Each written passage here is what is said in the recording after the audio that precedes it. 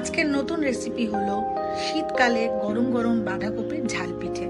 বাড়ি থেকে অনেক দূরে আছি, ব্যাঙ্গালোরে বসে আছি, তা বলে কি শীতকালে পিঠে খাবো না? একটু চেষ্টা করলাম। সবাই দেখো, ভালো লাগলে চ্যানেলটাকে লাইক করবে আর সাবস্ক্রাইব করবে।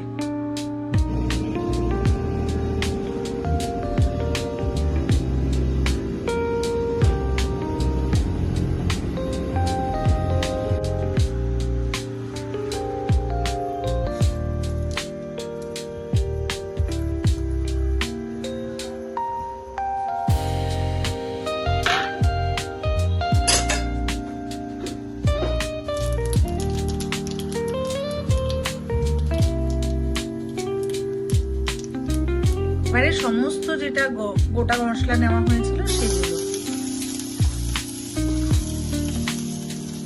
হলুদ, জিরে, ধনে, নেড়ে আর আদা বাটা, সামান্য জল দিয়ে মশলাটাকে সামান্য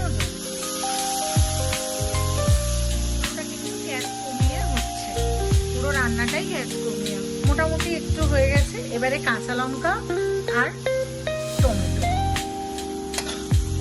দিয়ে হালকা করে নাড়াতে হবে। এবার বাঁধাকপি আর সরু সরু করে কেটে রাখা আলু আমি একটু ভাপিয়ে রেখেছিলাম নুন দিয়ে, এটা দিয়ে দেব।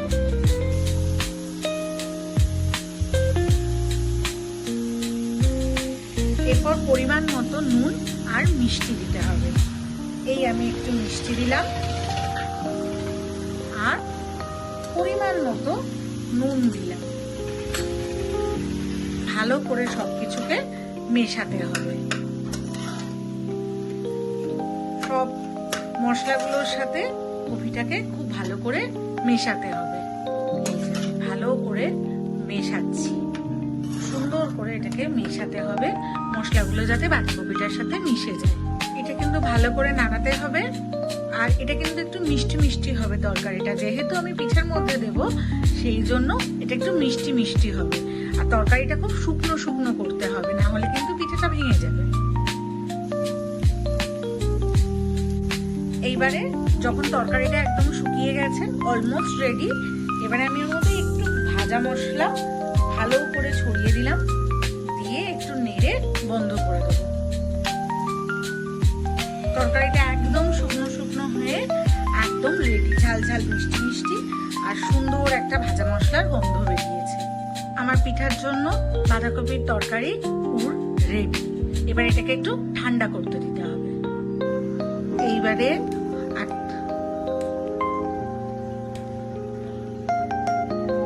দেখো আমার জলটা টকবক করে ফুটে গেছে। এই ফুটন্ত জল দিয়ে হাতার সাহায্যে আমি ওই চালের গুঁড়িটাকে মাখবো।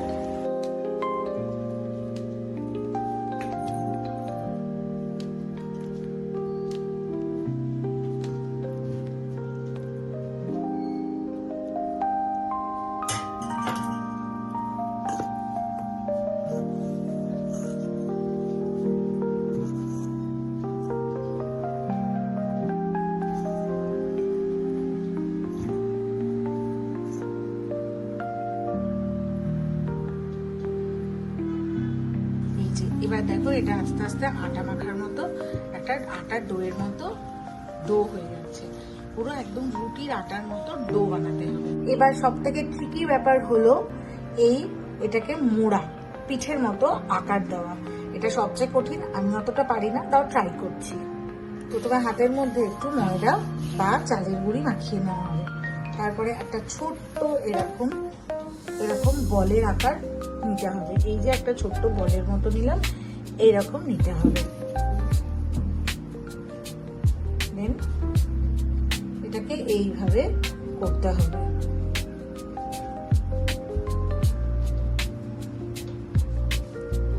করে এর মধ্যে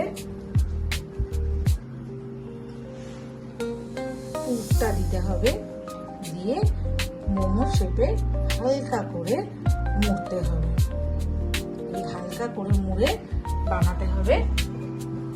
এইভাবে বানিয়ে নিতে হবে। এই যে এইভাবে বানিয়ে নিতে হবে, এইভাবে বানিয়ে নিতে হবে।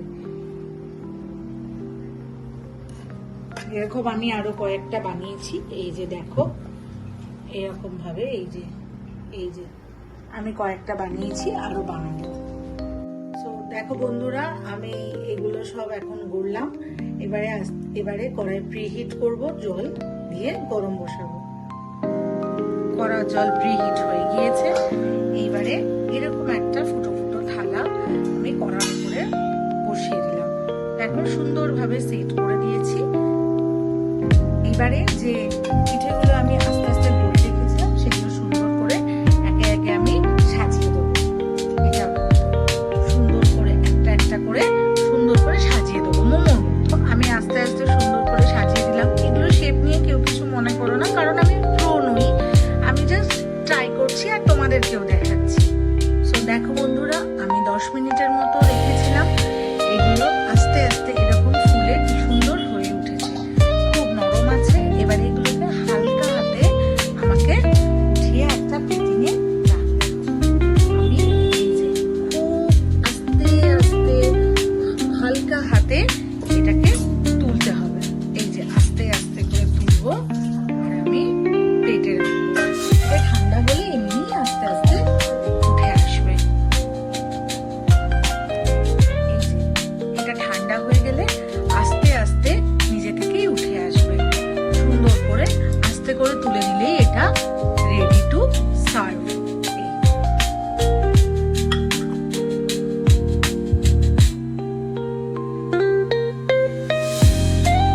আফটার এতগুলো আমি আবার নতুন করে একটা ব্যাচ বসাচ্ছি পিঠের।